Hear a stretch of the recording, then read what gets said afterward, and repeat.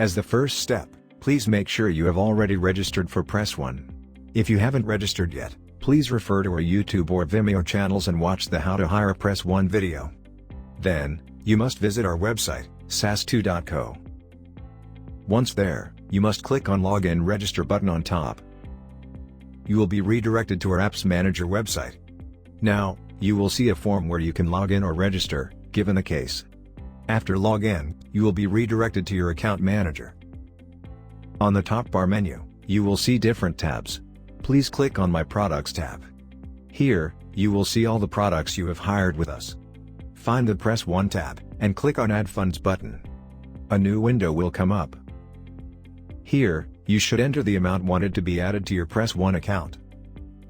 Once you are done, click on Add to Cart button. You will be taken to your cart, where you can review what you are going to pay for. If everything is okay, please click on Proceed to Checkout button. Now, you will have to fill all the fields out, with all your details such as billing address and payment method. Please note that this is going to be a one-time process. This info will be saved so next time orders can be processed faster. Once that's done, click on Place Order button. You will receive an email notification providing you with all your order details. You can also check that information at your account details.